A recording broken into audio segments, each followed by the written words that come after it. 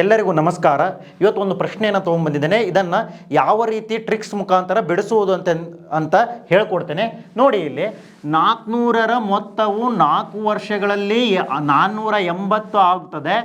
ಬಡ್ಡಿ ದರವನ್ನು 2% ಹೆಚ್ಚಿಸಿದರೆ ಅದು ಎಷ್ಟಾಗ್ತದೆ ಅಂತ ಹೇಳಿ ಕೊಟ್ಟಿದ್ದಾರೆ. ಹೌದಾ? ಸೊ ನಾವು ಇಲ್ಲಿನೂ ಬಡ್ಡಿ ದರವನ್ನು ಕಂಡುಹಿಡಿಯೋದು ಅವಶ್ಯಕತೆ ಇಲ್ಲ. ಇಲ್ಲಿ ನಾವೇನು ಮಾಡಬೇಕಂದ್ರೆ 4 ಮತ್ತು 2 ಕೊಟ್ಟಿದ್ದಾರೆ. 1 ವರ್ಷಕ್ಕೆ 2% ಆದರೆ 4 ವರ್ಷಕ್ಕೆ ಎಷ್ಟಾಗುತ್ತೆ? 8% ಆಗುತ್ತೆ. ಹೌದಾ? 8% ಎಷ್ಟಕ್ಕೆ? 400ಕ್ಕೆ ಎಷ್ಟಾಗುತ್ತೆ ಅಂತ ನೋಡಿದಾಗ ಇಲ್ಲಿ ಇದು ಪರ್ಸೆಂಟೇಜ್ ಕೊಟ್ಟಿದ್ದಾರಲ್ಲ, ಈ ಸೊನ್ನೆಗೆ ಈ ಸೊನ್ನೆ ಹೋಯ್ತು, ಈ ಸೊನ್ನೆಗೆ ಈ ಸೊನ್ನೆ ಹೋಗುತ್ತೆ. 8 4 32 ರೂಪಾಯಿ ಬರುವಂಥದ್ದು. ಹೌದಾ? ಮೊದಲಿಗೆ ಎಷ್ಟಾಗಿತ್ತು? 480 ರೂಪಾಯಿ ಆಗಿರುವಂಥದ್ದು. ಎಷ್ಟು ಹೇಳಿ? 480 ರೂಪಾಯಿ ಆಗಿರುವಂಥದ್ದು. ಇವಾಗ ಎಷ್ಟಾಗುತ್ತೆ ನೋಡಿ? 8 3 11 512 ರೂಪಾಯಿ ಆಗ್ತದೆ. 512 ಅಂದರೆ ಯಾವುದಪ್ಪ? ಆಪ್ಷನ್ ಸಿ ಸರಿಯಾದ ಉತ್ತರವಾಗಿರುವಂಥದ್ದು. ಎಸ್, ಇದೇ ರೀತಿ ಮತ್ತೊಂದು ಪ್ರಶ್ನೆಯನ್ನು ತಂದಿದ್ದೇನೆ. ಇದನ್ನು ನೀವು ಕಮೆಂಟ್ಸ್ ಮುಖಾಂತರ ಆನ್ಸರನ್ನು ಹೇಳಬೇಕು. ಇದನ್ನು ಕಮೆಂಟ್ಸ್ ಮುಖಾಂತರ ಆನ್ಸರ್ ಕೊಡಿ. Yes, thank you.